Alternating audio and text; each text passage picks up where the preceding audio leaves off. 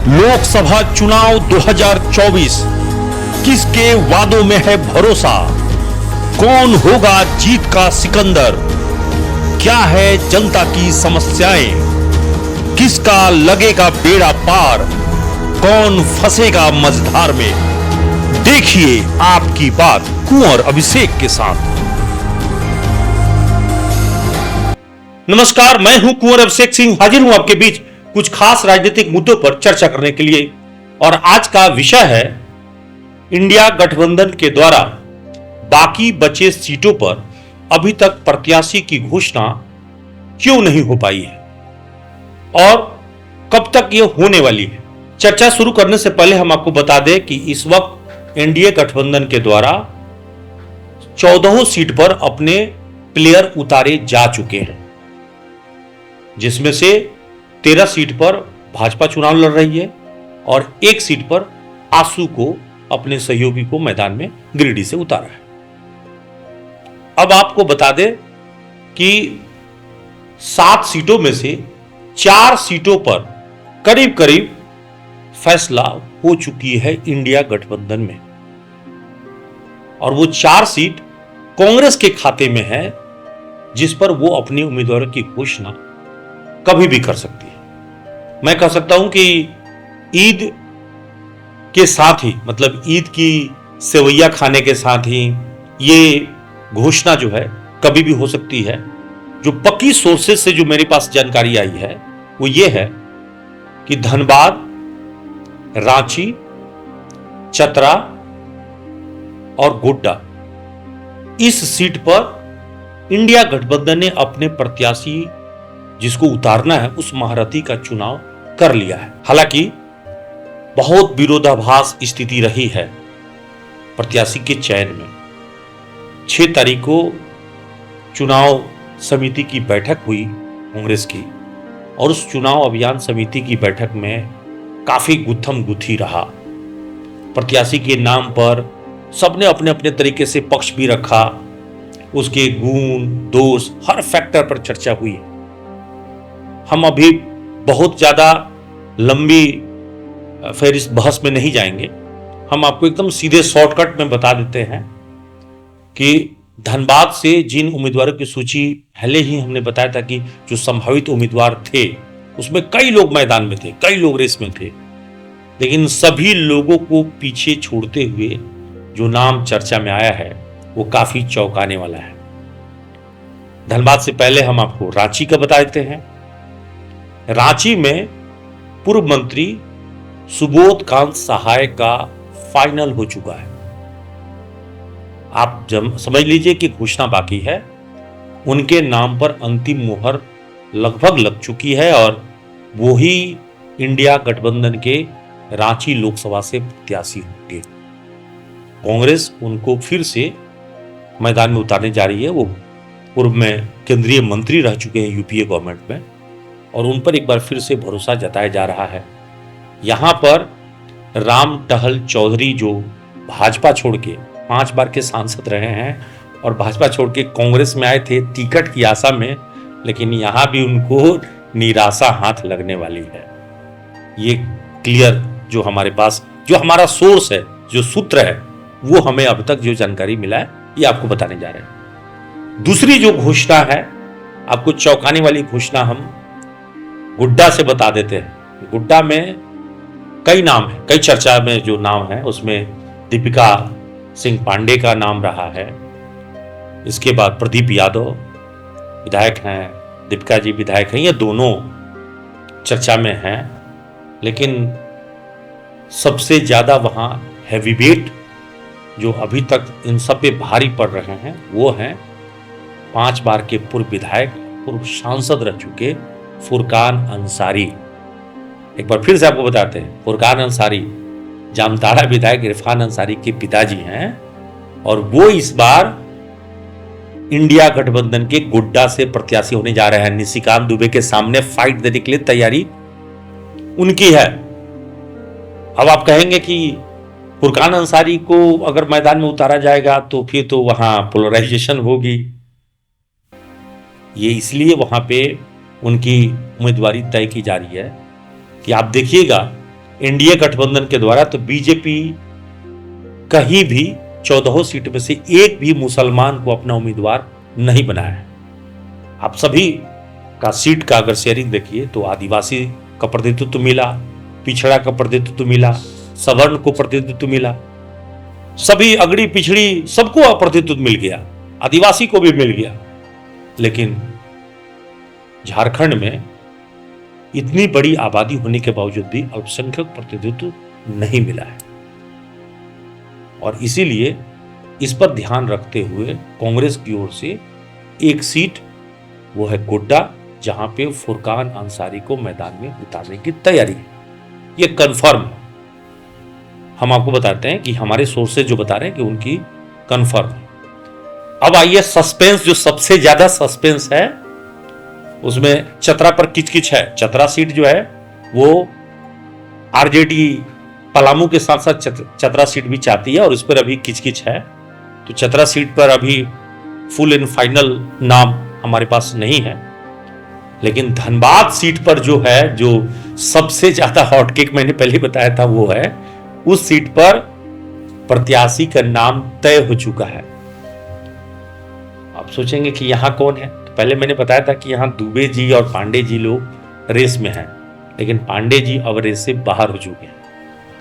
जी हां, मैं कह रहा हूं कि गिरिडीह के पूर्व सांसद रविंद्र पांडे, जो कि बीजेपी के नेता हैं, वो मैदान से बाहर हो चुके हैं, क्योंकि जो शर्त वो कांग्रेस को बता रहे थे वो शर्त कांग्रेस मानने के लिए तैयार नहीं थी।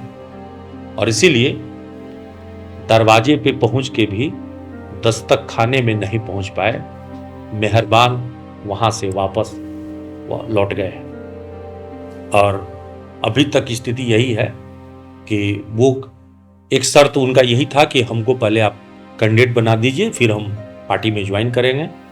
और यहाँ पे विरोध सबसे ज्यादा इसी बात का था कि भाई आप हर बार बाहर के लोग को, पैराशूट उम्मीदवार को लाएंगे तो फिर जो कार्यकर्ता हैं, जो नेता अभी तक झंडा बैनर ढो रहे हैं कांग्रेस का, वो क्या करेंगे।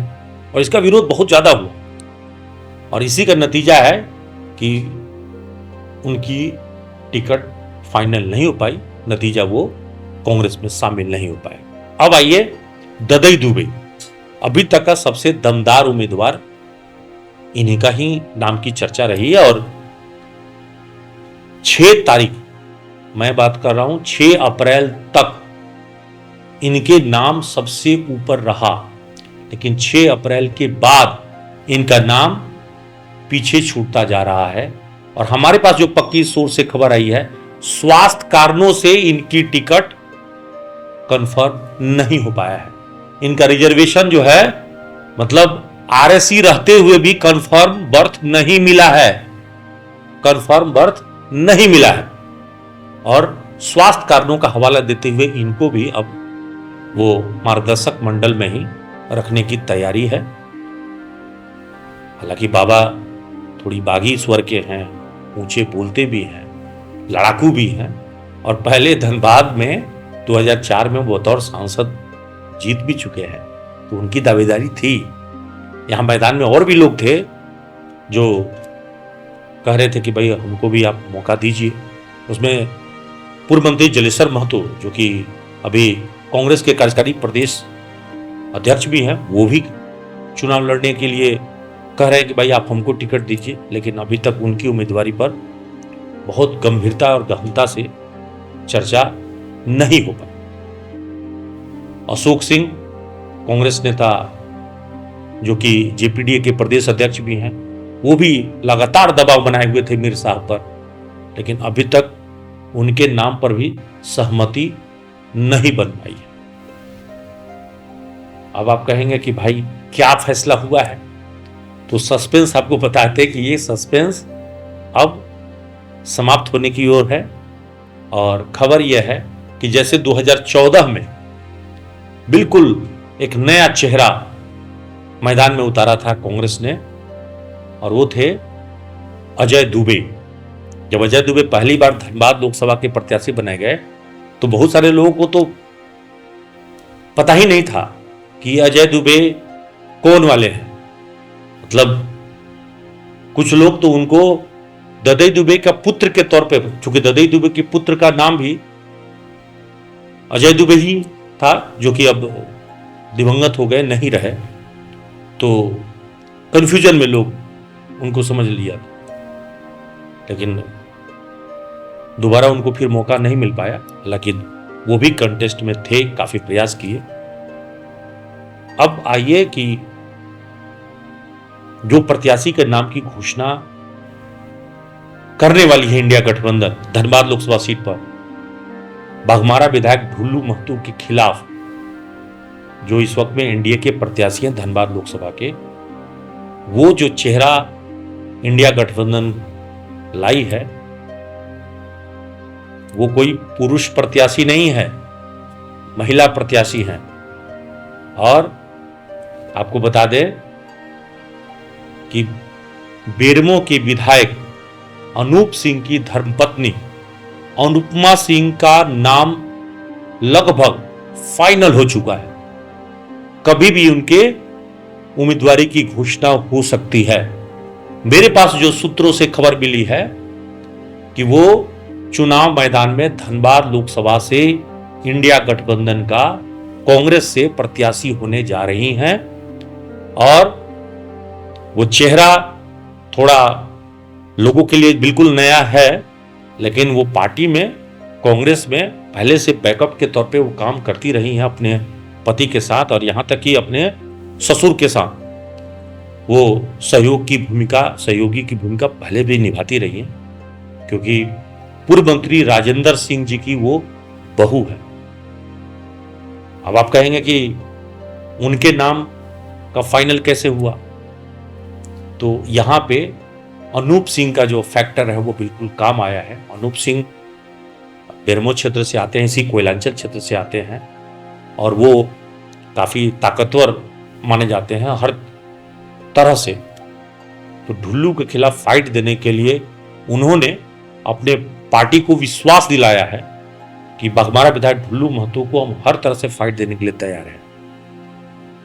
पहले खबर यह आ रही थी कि वो अपने भाई कुमार गौरव को चुनाव मैदान में उतार सकते हैं, लेकिन अंततोगत्वा वो अपनी पत्नी अनुपमा सिंह को इस मैदान में उतारने की तैयारी कर लिए हैं, और इसकी घोषणा कभी भी हो सकती है। जो मेरे पास, जो दिल्ली के सूत्रों से जो मुझे पता चला है, उनके नाम पर करीब करीब फाइनल बात बन चुकी है। अनुपमा सिंह जो है वो मैदान में अगर उतरती हैं तो ये देखने वाला स्थिति होगा, क्योंकि यहां पर कांग्रेस दो तरह से उनकी उम्मीदवारी को तय की है। जो मेरे पास खबर है उसमें पहला तो यह है कि जो नाराजगी सवर्णों में चल रही है उसको कैसे अपनी सहानुभूति से अपने पाले में किया जाए, ये तैयारी कांग्रेस कर रही है। और चूंकि राजपूत बिरादरी का टिकट यहां से कटा था धनबाद लोकसभा से पशुपतिनाथ सिंह जी का, पीएन सिंह जो 3 बार के यहाँ के सांसद रह चुके हैं, तो ऐसे में जो नाराजगी है उस नाराजगी को देखते हुए यहां पर कांग्रेस ने ये दाव खेला है, और इसीलिए राजपूत बिरादरी से ही अनूप सिंह की धर्मपत्नी अनुपमा सिंह उम्मीदवार बनाने का फैसला किया है। क्योंकि झारखंड में राजपूतों का 2 ही सीट बचा था, एक चतरा से और एक धनबाद से, और दोनों इस बार सफाया हो गया। तो झारखंड से पूरी तरह से राजपूत सीट का सफाया होने का यह फायदा कांग्रेस उठाना चाह रही। दूसरा, सवर्णों का भी जो नाराजगी है ढुल्लू महतो के प्रत्याशी बनाए जाने के बाद, उसको भी अपने पाले में लाने की तैयारी चल रही है। तो एक पहलू यह है, लेकिन यहां मैं फिर से आपको कह दे रहा हूं कि यहां लड़ाई जब मैदान में शुरू होगी तो ये अगड़ी और पिछड़ी जाति की लड़ाई नहीं रहेगी। ये लड़ाई आपको पात्रता की होगी, छवि को लेकर होगी, चरित्र को लेकर होगी, काम की शैली को लेकर होगी, और इस बिंदु पर यह चर्चा ज्यादा होगी और इसी आधार पर गोलबंदी भी होगी। अब यहां पे गुण और दोष की चर्चा हम बाद में करेंगे। फिलहाल हम इस चर्चा को यहीं तक समाप्त करते हैं, क्योंकि वीडियो बहुत लंबी हो जाएगी, तो आपको भी आप सुन नहीं पाएंगे, स्किप कर देंगे। तो ऐसी स्थिति से हम भी बचना चाहते हैं कि आप पूरी बात सुन लें। अगली बार हम चर्चा उम्मीदवारों के रिपोर्ट कार्ड पे करेंगे, उनके काम की शैली पे करेंगे। फिलहाल आज के लिए इतना ही, फिर अगले दिन हम किसी और मुद्दे पर चर्चा करेंगे। सहयोगी नीतीश के साथ Kunwar Abhishek Singh, news NP. Ashrafi cancer institute सभी सुविधाओं से परिपूर्ण कैंसर चिकित्सा का एकमात्र विश्वसनीय प्रतिष्ठान अब धनबाद में। एक ही छत के नीचे सभी प्रकार का इलाज जैसे अत्याधुनिक रेडियोथेरेपी मशीन, साथ में पेट स्कैन, मेमोग्राफी और अन्य सभी प्रकार की जांच की सुविधाएं उपलब्ध। वही तरीका वही इलाज अब अशरफी कैंसर इंस्टीट्यूट धनबाद में।